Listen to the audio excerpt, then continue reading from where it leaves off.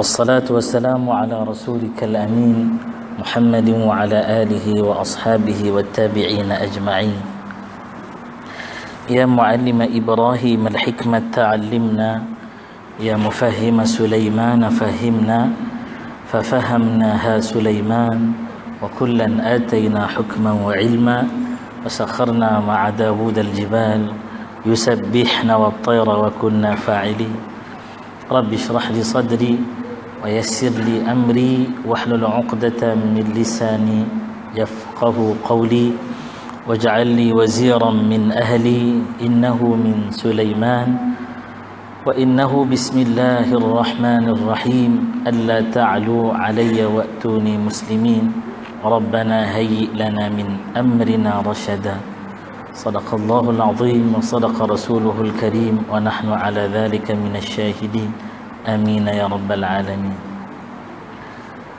Sekali lagi Assalamualaikum warahmatullahi wabarakatuh. Yang saya kasihi Ayahanda Jamaluddin Badri, yang dihormati Ayahanda Tuan Imam, Ayahanda Tuan Nazir Datuk Nazir Masjid Bandar Rincing, pengurusi majlis kita, muslimin muslimat, mukminin mukminat, ayah-ayah, ibu-ibu, adik kakak, abang rahimakumullah, yang bahagia datuk-datuk, datin-datin, tuan-tuan dan puan-puan. Nabi ketika bertemu dengan kaumnya, Nabi selalu mengucapkan salam sebanyak 3 kali. Dan kita juga insya-Allah hendaknya begitu, menelusuri sunnah Nabi yang mungkin sesetengah orang mengatakan ia tidak popular, tapi kitalah yang akan popularkan. Maka kita dah dengar 2 kali salam dah tadi. Untuk kali yang ketiganya kita sama-sama menyahut seruan ahli-ahli syurga. Kita jawab salam dengan penuh bersemangat. Assalamualaikum warahmatullahi wabarakatuh. Hadirin rahimakumullah, sepanjang ceramah ini dijalankan akan ada tabung bergerak yang akan sampai di hadapan tuan-tuan dan puan-puan. Maka tuan-tuan berilah sedekah dengan betul-betul wang ringgit atau kalung-kalung emas. Jangan bagi sedekah dengan senyuman. Kalau tidak, tabung itu kosonglah sampai sudah. Sebab Ramadan ini ramai orang bagi sedekah senyuman, ya, insya-Allah tabarakallah. Hadirin rahimakumullah, pada petang yang barakah ini, mari kita berbicara tentang Madrasah Ramadan, rahmat dari langit. Madrasah Ramadan, rahmat dari langit. Ramadan ini memang sungguh-sungguh rahmat. Ramadan antaranya ialah nama Allah Subhanahu wa taala yang menjadi rahasia makna sebenar di sisinya. Kata sebahagian ulama, Ramadan yang kita faham daripada kalimah rumidha, baca elok-elok, jangan sebut Ramadan. Dia makna akan berubah, berbeda. Ramadan artinya panas terik yang menyengat kulit, yang meleburkan tekak, ya, yang menghancurkan perut. Dan saya fikir kita sedang rasa kepanasan tersebut. Marilah kita sebut beramai-ramai alhamdulillah. Yang bahagia Ayahanda Datuk Nazir, Nabi sallallahu alaihi wa ala alihi wasallam ketika menyatakan tentang lapar dan dahaga dalam Ramadan, tidak seperti apa yang kita ajar anak-anak kita. Tidak salah juga yang kita ajar anak-anak kita. Kan anak-anak akan bertanya ketika seawal usia mereka nak belajar berpuasa. Kita kata bagi besok Ramadan kita kena puasa. Ini anak-anak akan bertanya, puasa tu apa abah? Apa umi? Puasa tu kita tak boleh makan, tak boleh minum, tak boleh buat perkara-perkara yang batalkan puasa. Anak kita akan tanya, kenapa kita tak boleh makan, tak boleh minum, Abah? Anak-anak akan bertanya begitu karena mereka ni fitrahnya begitu. Dia nak tahu ilmu. Jangan tengking anak kalau anak bertanya, ya. Jangan marah mereka kalau mereka nakkan penerangan. Jawablah dengan elok. Jawab dengan elok bahawa kita menunaikan kefarduan dalam Ramadan. Tapi kreatifnya mak ayah ni, dia akan bagi tahu jawapan bahawa kita nak rasa bagaimana orang miskin, orang fakir, orang yang dalam peperangan, yang tiada makanan dan minuman, bagaimana keadaan derita mereka. Itulah kita nak rasa sikit. Kemudian kita pun elaborate lagi jawapan. Kita kata Islam ini agama kasih dan sayang, agama prihatin. Seperti mana orang derita, kita nak rasa penderitaan itu walaupun kita tak boleh berada di tempat dia. Jawapan itu betul ketika dia umur 4, 5, 6 tahun. Tapi Nabi bagi tahu kita jawapan yang sebenar. Kata Nabi, wadhkuru biju'ikum wa 'atshikum fihi ju'a yaumal qiyamati wa 'atshah. Nabi kata, kamu ingat dalam Ramadan itu akan biju'ikum, dengan lapar kamu, wa 'atshikum, dan dengan dahaga kamu, fihi, dalamnya Ramadan. Ju'a, akan laparnya, yaum, hari itu ialah al-qiyamah, hari kebangkitan. Hari semua akan dibangkit semula, akan diadili satu persatu. Hari itu, kata Nabi, kamu ingat lapar kamu di dunia, dahaga kamu di dunia dalam Ramadan, ialah lapar kamu di hari akhirat, wa 'atshah, dan dahaganya kamu. Kerana orang yang berpuasa pada Ramadan ini, Allah Subhanahu wa taala bagi dah pada dia suatu sekelumit rasa, tak akan sama, tapi sekelumit rasa. Bolehlah guna akal berfikir. Kalaulah dikata api dunia ini 1/100, ya, akhirat punya neraka 100%. Kalau 1% ini pun, ya, sebenarnya bukan pure 1%. Dicelup, ya, hingga akhirnya yang ada hanyalah asap dan hawa daripada neraka sahaja. Jadi api untuk dunia ini. Maka bagaimanalah lapar dan dahaga di akhirat nanti? Itu yang kita kena fikir. Kerana akhirat nanti akan ada golongan yang tak boleh makan, tak boleh minum. Apabila mereka meminta dengan malaikat yang menghidangkan makanan minuman, malaikat akan menjawab, kamu dahulu ketika di dunia, waktu Allah memerintahkan kamu berlapar dan dahaga, kamu menentang perintahnya. Nah, rasakan hari ini kamu tidak akan diberi makan dan minum. Dan orang-orang yang berpuasa dengan ada syaratnya, la'allakum tattaqun, mudahan kamu terhasil daripada perbuatan puasa itu takwa. Orang itu tetap akan makan dan minum yaumul qiyamah, dihidang oleh para malaikah dengan hidangan yang dahsyat-dahsyat, tak sama dengan hidangan di dunia. Tak seperti nasi ambeng, kita kata sedap nasi ambeng tu, tak boleh lawan nasi ambeng. Orang sini makan daging salai, masak lomak cili padi pun tak sama tuan-puan, lain. Kalau orang sebut di sini ada kedai nasi Arab, khabsah, mad'u dan sebagainya, tak sama, sebab nikmat akhirat berganda-ganda banyaknya dari dunia. Inilah sebenarnya yang dikata Ramadan, madrasah Ramadan, rahmat dari langit. Apabila kita bertanya, kenapa dikata ia rahmat dari langit? Kerana perintah untuk melakukan puasa itu datang daripada kalamullah.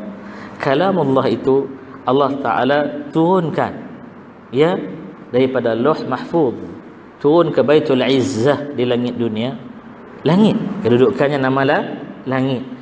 Dan daripada Baitul Izzah di langit dunia itu diturunkan ke muka bumi Allah Subhanahu wa taala. Allah sebut di dalam Al-Quran. Allah sebut dalam Al-Quran, inna anzalnahu fi lailatul qadr. Kita baca ramai-ramai daripada basmalah. Baca kuat-kuat. 1 2 mula. A'udzu billahi minasy syaithanir rajim. Bismillahirrahmanirrahim. Inna anzalnahu fi lailatul qadr. Wa ma adraka ma lailatul qadr. Lailatul qadri khairum min alfi syahr. تنزل الملائكة والروح فيها بإذن ربهم من كل أمر سلام هي حتى مطلع الفجر. Itulah dia rahmat yang turun dari langit. Cerita tentang penurunan Al-Quran yang dalam Al-Qurannya ada kewajiban berpuasa. Dan puasa itu kenapa dalam bulan Ramadan? Syahrul Ramadan alladhi unzila fihi Al-Quran. Sebenarnya kalau kita lihat kesimpulan awal, kenapa mulia Ramadan? Kerana Al-Quran. Kenapa mulianya Lailatul Qadar? Kerana Al-Quran. Sebenarnya siapa yang menyebabkan siapa mulia? Yang menyebabkan mulia ialah siapa? Al-Quran.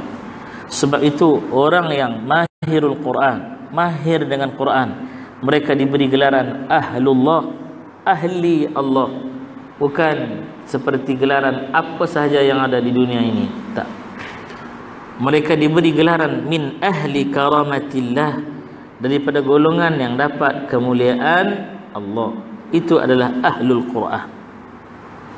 Orang terselamat daripada siksa kubur disebut wa fil qabri mu'nisa.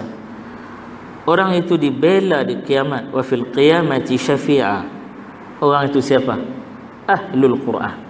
Orang yang baca Quran, orang yang empunya pemilikan bacaan atas Al-Quran. Al-Quranlah yang menceritakan Allah wajibkan kita dalam Ramadan kena siyam, saum, puasa, fast. Jadi sebenar-benarnya jika kita memahami falsafah, ya, rahasia, seni halus kefarduan Ramadan ini, ialah supaya orang menghayati padanya ayatullah, ayat-ayat Allah, lalu hadir pada dirinya ketakwaan. Ustaz, bagaimana ia berlaku bila Quran memerintahkan kamu tak boleh makan, kamu tak boleh minum? Bila kamu nampak benang putih, ya, mengatasi benang hitam. Benang putih itu bukan benang fizikal. Ada dulu guru kami bercerita, orang itu dia nak tahu bila dia boleh makan, bila dia boleh minum, dia letak benang putih, benang hitam bawah bantal. Dan buka tak nampak yang putih, nampak yang hitam je, makan lagi. Buka nampak hitam saja, makan lagi. Lama-lama satu hari makan. Tak puasa-puasa. Sebab apa? Bilik dia gelap. Kan? Cadar pula putih, duk nampak yang hitam saja lah. Bukan yang itu. Yang dikatakan benang putih itu ialah fajar. Benang hitam itu ialah malam yang penghujungnya berlaku dengan terbitnya fajar. Itu rahmat dari langit. Kemudian diceritakan lagi, Ramadan itu bulan apa? Bulan Allah inginkan mendengar keluhan hamba-hambanya. Bulan Allah ingin mendengar rayuan, rintihan, permintaan hamba-hambanya. Hamba yang akan merengek kepada Allah dengan rengekkan contoh mungkin begini, ya Allah, laparnya hari ini, ya Allah. Hari ini baru masuk hari yang ke-9. Lapar sangat dah. Jalan pun belaga, buku lali. buku lali kiri sepak buku lali kanan. Kalau saya tak bertenaga dah, badan ni dah mula mengeluarkan toksik daripada badan, racun sedang dikeluarkan. Kita tengok di rumah kita tu, anak-anak tu yang seorang dua jadi 4, 6 kan, dia dah duplicate dah anak tu, mata tu pejam celik. Lalu kita pun merungut. Biarlah guna bahasa manusiawi merungut. Sebenarnya di sisi Allah bahasa lemah hanya hamba yang hina, tak tahu dah bahasa nak pakai apa. Lalu dia kata, ya Allah, laparnya Ramadan, letihnya Ramadan, ya, panasnya Ramadan. Lalu dia sebut bagaimana lapar akhirat besok ya Allah, bagaimana letih akhirat besok ya Allah. Sebab tu Ramadan kita diminta ada isti'dad. Apa makna isti'dad? Isti'dad artinya persiapan untuk berpuasa. Ini hari ke-9 lah. Patut isti'dad ini kita kisah sebelum Ramadan. Apa isti'dad? Siapa yang sakit, dia bersiap dengan apa-apa saja yang boleh merawat dirinya. Contohlah, orang itu memang ada gastrik, tuan-puan. Sebelum Ramadan apa dia persiapkan? Dia carilah yang boleh mencegah dia daripada gastrik. Ini tak, bila dia gastrik je confirm Ramadan. Kita nak tahu anak bulan Ramadan keluar tak keluar, kita tengok dia gastrik je Ramadan. Gas tu sikit je, terik tu yang banyak. Tu cari penawarnya daripada makanan. Memang kalau dia ambil ubat gastrik tak akan sembuhnya, tapi kalau dia cari penawar gastrik, Allah akan turunkan syifa padanya. Carilah, ada pada zaitun, ada pada tin yang menawarkan gastrik. Cerita gastrik ni, tuan-puan, saya ada satu orang sahabat mengenali beliau sebagai orang besar di satu institusi kerajaan. Dia juga setiausaha surau di agensi yang dia berkhidmat itu. Memang agensi ni intelijen punya agensi. Makin lama berkenalan, setahun, 2 tahun, dalam bulan Syaban begitu, satu kali lepas saya kuliah, pegang lengan saya, Ustaz, ada masa sikit, InsyaAllah, saya kata, seminit 2. Saya ni setiausaha surau, saya tahu, tapi saya puasa tak pernah cukup 30 hari. Malulah Ustaz. Orang bukan tahu. Allah saya kiraman katibinya tahu. Bila datang gastrik saya menggigil, saya masuk tandas, hantam apa yang boleh. Sebab saya pernah tahan sampai saya pitam. Doktor kata mudarat, awak takkan tak tahu hukum hakam. Ustaz, saya sebenarnya nak puasa. Menangis. Baik, saya kata, nak saya ajarkan tak satu rahsia yang boleh menyembuhkan gastrik? Nak, tapi akal manusia takkan boleh terima. Tak apa Ustaz, dia kata. Itu manusia kata. Kalau Quran hadis kata, saya terima. Belagak tu. Belagak. Ya.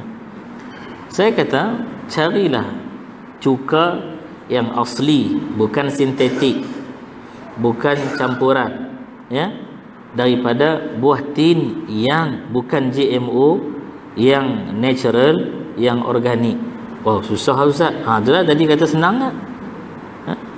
Mesti diperam di dalam tong kayu. Peram dalam tong besi tak mau. Mesti tong kayu. Kayu tu pula family oak dan sejenisnya. Buat bagi susah lagi. Kemudian peraman tersebut sampai berhenti dia daripada status arak kepada khal, iaitu cuka sepenuh-penuhnya. Daripada khamr kepada khal. Itu. Ambillah dia, bancuh dengan secawan air biasa, air sejuk, air mineral. Itu yang terbaik, ya. Kalau ada madu original, madu di pasaran Malaysia ni senang cakap lah, tak payah nak bela siapa-siapa. 98% tiruan. 98% tiruan. Kadang dia kata tak tiruan, madu betul. Dia bela lebah tu dia spray dengan antibiotik.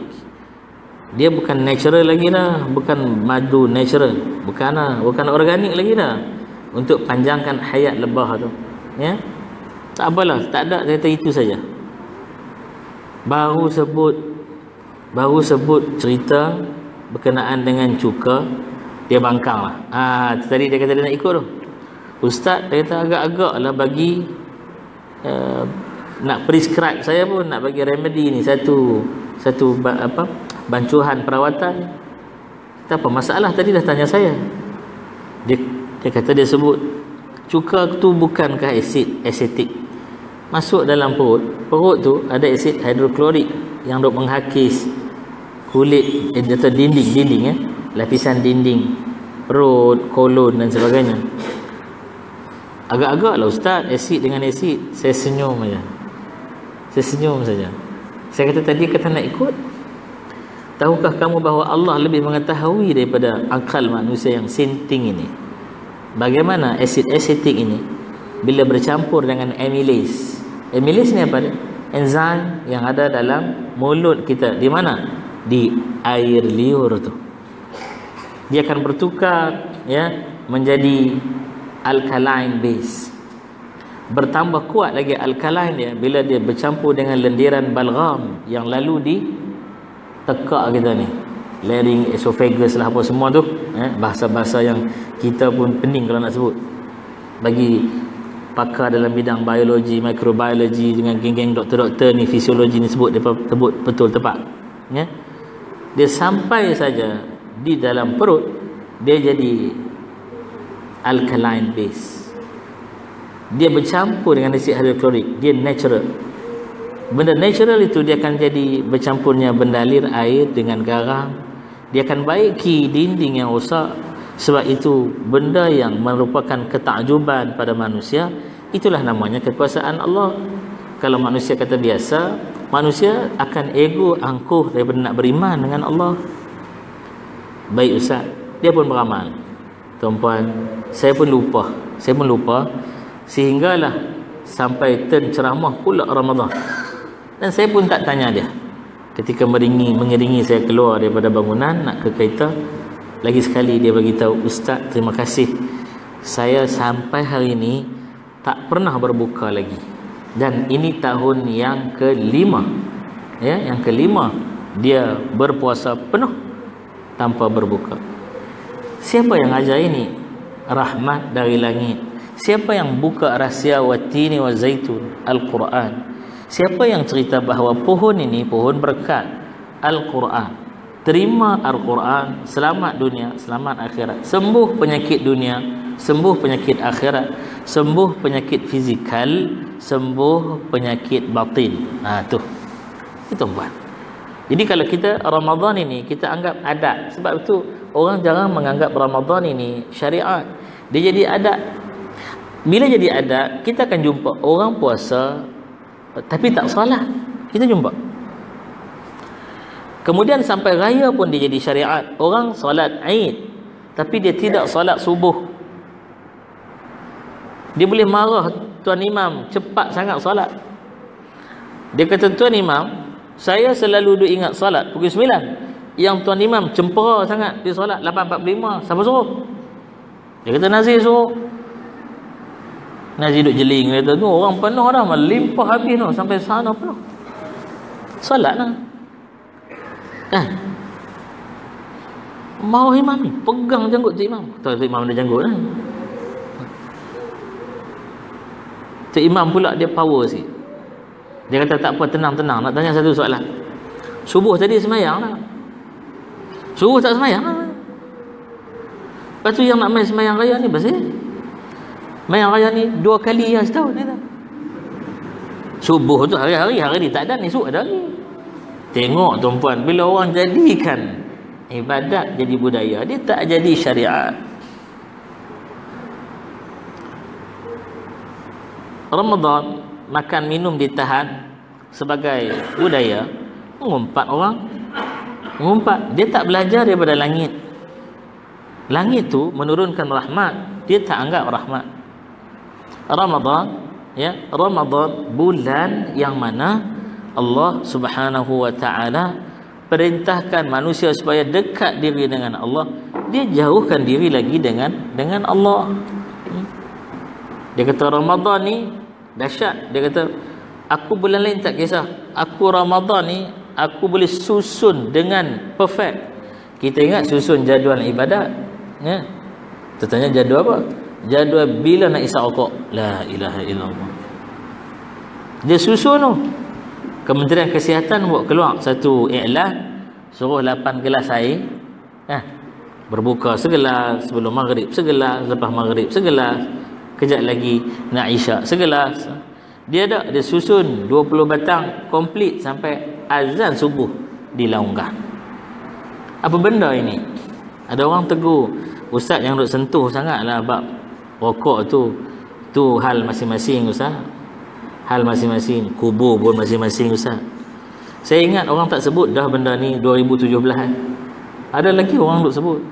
Memanglah kubur masing-masing. Tuan-tuan cuba tengok kubur. Saya tak tahu kubur di Rincing ni di mana kubur di Rincing ayah anda. Di Bandar Rincing ni kubur dia di mana? Kalau masjid ni. Kubur sekarang ni jauh, boleh pilih tempat ke dia atur. Dia atur. Kita tak boleh macam kubur kampung kita. Saya nak duduk tu. Saya nak duduk kubur. Tukung kerabat saya semua. Jangan duk tanam tempat lain, kena tulah kan sekejap lagi. Tak boleh. Dia susun elok-elok. Kena-kena dia susun sebelah orang yang duk tegur dia tu. Tak apa. Tak apa lagi. Duk kena godam siang malam. Kacau orang tu punya rehat dalam kubur dia. Kadang-kadang manusia bercakap ikut hawa nafsu sesuka hati dia aja. Kerana dia tak jadikan Quran yang turun daripada langit sebagai suatu sumber. Sebab itu Allah kata unzila fihi al-Quran, bulan Ramadan itu bulan diturunkan padanya Quran, hudan linnas, dia jadi petunjuk pada manusia, wa bayyinat minal huda wal furqan, dia menjadikan satu pembedaan yang cukup jelas, penerangan yang jelas daripada ini namanya hidayah Allah dari langit, ini namanya pembedaan yang kamu tak boleh dekati. Tu Ramadan. Sebab itu bila dia kenal Ramadan ini rahmat dari langit, dia akan berusaha membentuk diri. Kadang kita heran tengok orang bila masuk Ramadan dia kurang berbicara. Bukan dia sombong, bukan dia belagak, bukan dia action pun, tapi dia kurang berbicara kerana dia bimbang dalam bicara dia akan keluar benda yang menghadirkan murka Allah pada dirinya. Contoh tuan-tuan dan puan-puan, orang sebut Ramadan, laparnya, kenapa lah lapar ni Ramadan ni? Menyebut perkataan lapar bukanlah kata kita menafikan keadaan berlaku, tetapi duk kritik satu hukum daripada Allah. Seperti hal orang yang melihat hukum. Contoh Allah kata berzina, tak kahwin lagi, kena sebat. Dia boleh sebut sakit lah kalau kena sebat tu kan, sakitnya. Bila sakit dia akan pergi ke apa? Dia akan pergi ke zalim hukuman ni, perasan atau tidak? Dia akan bawa orang tu boleh pergi kepada kekufuran, bukan nak bawa pergi kepada keimanan. Jadi berhati-hati ketika berfikir, kerana akal manusia sinting. Yang paling pintar siapa? Allah. Dan Allah yang maha pintar mengurniakan pada kita Quran, dan Allah sebut Quran itu kitab yang pintar. Muka surat 440 surah Yasin, Allah kata wal Quranil Hakim, demi Quran yang pintar, yang bijak Quran itu. The smart book. Tuan-puan nak buat the smartest kat bubuh lah, pastinya dia sangat pintar. Persoalan dunia, akhirat, semua ada dalam Quran. Persoalan tentang apa dia? Sebut apa benda? Science, mathematics, kimia, additional mathematics, lagi susah kan? Tuan-puan nak sebut tentang actual science, aplikasi daripada mathematics. Tuan-puan nak sebut tentang medical, perubatan, engineering, nak sebut tentang ilmu tentang ukur, survey, land surveyor ke, quantity surveyor ke, apa sahaja, guaman, ekonomi, keuangan, perakaunan, sosioekonomi, sosiologi, antropologi, semua tidak ada yang tidak ada dalam Quran. Semua ada. Hanya manusia yang jumpa ataupun tidak dalam Quran. Saya bawa satu contoh. Ketika saintis menjumpai bahawa bumi ini terhasil dari letupan yang dahsyat, bahawa dahulu daratan, lautan, udara, planet-planet semua adalah oneness world, dia panggil dunia yang satu.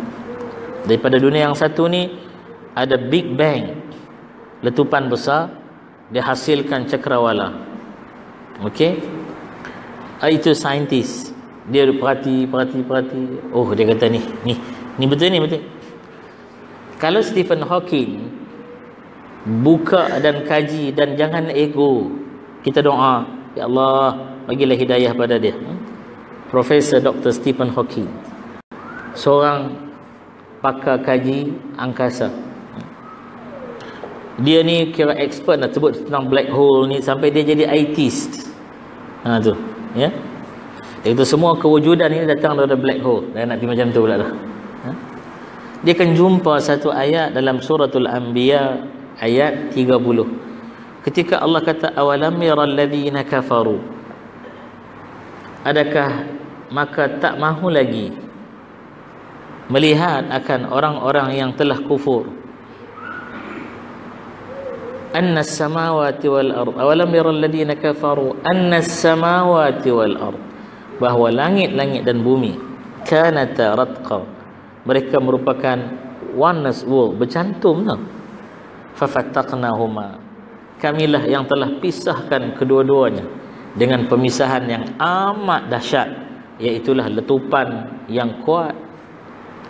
Wa ja'alna minal ma', daripada peristiwa itu, keadaan itulah, halnya keadaan itulah kami telah jadikan daripada air, hidrogen 2 atom dengan 1 oksigen, 1 molekul air.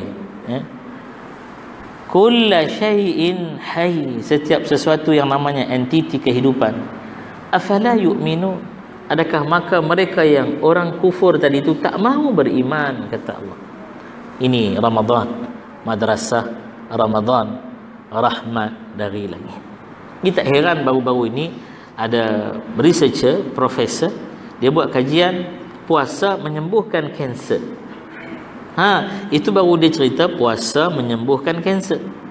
Dia belum buat riset tu pun dapat anugerah Nobel. Cuba dia buat kajian sikit lagi. Puasa menyembuhkan kanser lebih cepat apabila mereka mengamalkan makanan yang disebutkan oleh Quran, ya, yang disebut halalan tayyiban, lagi diperakui oleh makmal saintifik. Takat duduk agamawan ni duduk sebut benda-benda Quran, kemudian duk kempen orang takat beli-beli lagu tu saja tak cukup. Dia kena hadir dengan scientific proof. Dia kena keluarkan lab report. Kalau ada saintis yang buat research tentang apa yang disebut dalam Quran, itu lagi dahsyat. Sebab apa? Saintis itu sekaligus telah pun menyatakan bahawa aku memang jahil, kerana yang aku jumpa ni Quran dah sebut, cuma aku ni buat kajian atas sebutan Quran. Tu dia. Maka mereka akan beriman. Dia kata puasa menyembuhkan kanser. Lagi cepat proses penyembuhan berlaku kalau setiap hari orang itu mengamalkan diet sunnah. Tuan-puan, esok jangan lupa mendengar saya di IKIM FM besok, ya. Afiat Ramadan membawa berkat. Saya akan kisahkan panjang madrasah Ramadan ini, rahmat dari langit, bagaimana Nabi yang mengamalkan tamar ketika berbuka. Nabi itulah juga sebut bahawa siapa mengamalkan tamar 1 hari 7 biji, tamar itu ialah tamar Madinah, ya, tamar Madinah, maka orang itu tidak akan terkena penyakit keracunan dan akan dihindari daripada sihir. Dan Nabi makan tamar hari-hari. Kita makan tamar setahun 30 hari je. 30 hari je. 354 hari Hijrah, 365 hari Masihi, kita makan 29 atau 30 ya. Tu badan kita terkejut. Darah ni saya tampilkan ginilah. Hemoglobin kita, hormon, platelet, semua bahagian dalam darah tu, dia jumpa dengan tamar yang ada antioksidan dan sebagainya. Dia mengeluh tau. Dia kata, kenapa baru jumpa ni? Tunggu 11 bulan baru jumpa ni. Dia kata, nak buat macam mana? Tuan badan tak buh dalam mulut. Cuba buh dalam mulut tengok. Tuan-puan ambil 3 hari, 4 hari pengambilan yang betul dan teratur. Tuan-puan akan lihat badan akan menyah toksidkan dia, ya? Badan akan buat proses detox. Dia buang segala kotoran atau racun buang air berlendir, banyak keluar kahak, ya, yang bersin, kadang-kadang melampau-lampau bersinnya. Itu lagi kuat proses itu berlaku sebenarnya, lagi berkesan tindak balas yang sedang bekerja untuk orang tu sihat. Tuh. Nabi dalam Ramadan, Nabi tak tinggalkan minyak zaitun. Nabi senantiasa beramal dengan minyak zaitun hatta Ramadan. Hingga Nabi pernah mengambil minyak, meletakkan di bibirnya bila bibirnya merekah, panas, ya, merekah. Nabi tak tunjuk lemah dalam Ramadan. Kita kalau Ramadan jalan macam nak rebah. Orang tanya kenapa ni? Ramadan. Di pejabat buat salah, typo error bersepah, bos tanya kenapa ni awak ni? Puasa bos. Dulu kerani saya seorang, kalau Ramadan typo error bersepah, lama saya tanya kenapa ni? Sebelum Ramadan tak jadi teruk ni. Ni Ramadan teruk sangat. Puasa Ustaz, Ustaz tak puasa ke? Oh, macam marah kita. Saya kata hang cakap elok sikit. Aku sepuk dengan meja aku ni lagi. Nabi pun sampai perang di Badar tu. Badar. Tahun pertama wajib Ramadan, wajib puasa 17 of Ramadan. Nabi and his companions went to Badar. Ya. Apa yang mereka buat di sana? Battle of Badar Al-Kubra. Berapa ramai umat Islam? 313 versus 1000. Fikir tengok. Allah, dahsyat. Kita bukan pergi perang pun, puasa kat dalam badan rincingnya, jalan nak tertungging lah, teruk semua. Fikir-fikir kan. Nabi senantiasa lepas ambil tamar, ambil minyak zaitun dan berlumur di badannya. Pernah dilihat Nabi melumur seluruh badan dengan minyak zaitun. Cara yang original lah. Cara yang tiruan saya tak jamin langsung berkesan. Bagi tahu siap-siap ada exit clause dia tu. Ha? Tuan-puan, orang perempuan yang ada masalah gangguan haid dan sebagainya, Ramadan dia bersungut dengan lain suami dia. Abang semalam rasa bersih dah, hari ni puasa, tengah-tengah duk puasa abang, dia main pula. Ubat dia mudah aja, cari buah tin. Buah tin tak ada, cari cuka buah tin, bukan cuka apple. Tapi kita telah didoktrinkan oleh Jus, oleh Zionis, cuka apple yang terbaik. Zionis pandai, dia nak ambil buah tin jadi cuka sebanyak-banyaknya. Dia promote kepada dunia apple cider is the best vinegar. Dia buat macam tu. Seperti mana dia nakkan dia punya kaum cerdik dengan susu ibu dan juga susu kambing dan susu unta. Dia promote kepada dunia susu awal lembu. Kalau di Malaysia ni orang Melayu sebut bodoh macam tak tahu. Saya tak mau sebut. Tapi satu tempat bijak. Saya kata bodoh macam sapi. Okey. Nabi tak pernah tinggal delima, sebab delima menawarkan histamin yang banyak dalam badan dia. Dia jadi antihistamin. Delima. Dia menajamkan otak delima. Apatah lagi kalau delima itu diambil dengan madu yang baik untuk otak. Delima menenangkan. Orang kalau dia jenis jantung berdegup kuat, nadi kuat, darah tak stabil, up and down, haywire, ubat dia penawar melalui Quran ialah delima. Ambil segelas delima sehari. Dia nak ambil sekaligus boleh, nak ambil sedikit sampai cukup secawan boleh, bukan segelas, secawan, maaf secawan. Silakan, tak ada masalah. Kemudian Nabi tak pernah tinggalkan anggur, antaranya anggur yang dikeringkan jadi kismis. Sebab itu Nabi sihat, sahabat sihat. Kita dalam Ramadan ni macam-macam. Saya Ramadan Jumaat yang lepas khutbah di Bandar Teknologi Kajang. Ruang solat tengah ni 70% tidur. Dia bersila cantik, tak tangan lagu tu, tak kepala. Roh. Mimbar ni mimbar konkrit, tak boleh nak ketuk sini. Mimbar tu mimbar kayu. Boleh hontok tepi-tepi mimbar tu, tapi tak hentak, kuatkan suara. Ramadan bukan bulan untuk tidur. Lagi-lagi tidur tengah-tengah khutbah. Bangun yang sedang tidur tu. Ada 2-3 orang tu buka mata tapi tangan duk letak lagi. Yang letakkan tangan di dahi, turunkan tangan tu, tegakkan badan. Geram ni. Saya kata siapalah nak mai jumpa aku lepas aku khutbah lagi. Seorang pun tak datang pun. Dia pun tahu hukum, tapi dia tak boleh kawal apa? Nafsu dia. Dia tak, jangan duk salah iblis tau. Saya tidur ni sebab iblis bergayut tu sah. Iblis kata, "Woi, aku duk dalam neraka dah lah ni." Di penjara, di belenggu, dia rantai. Dia bersalah aku bersalah. Tu. Ini tuan-puan, ya. Jadi insya-Allah sekadar tu dulu saya ingat tuan-puan, ya. Mudah-mudahan kita bertemu lagi. Dia kuliah zuhur ni, Ayahanda Datuk Nazir jangan lama-lama. Sekali lagi orang banyak yang faham. Ni pun duk tengok ramai dah mula banyak faham ni. Betul faham. Faham tu? Insya-Allah kita jumpa lagi.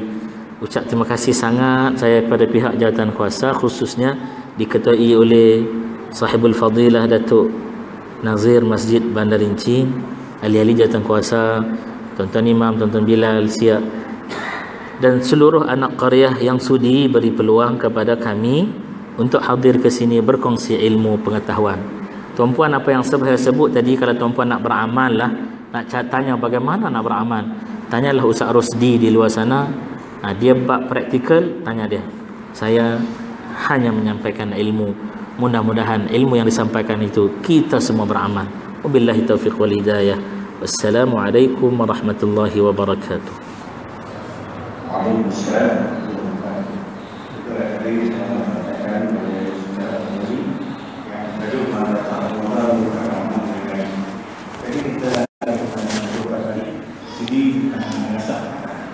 Ketika kita jaga, tak buat kita jaga mulut bila kita jaga. Ini merupakan hati-hati.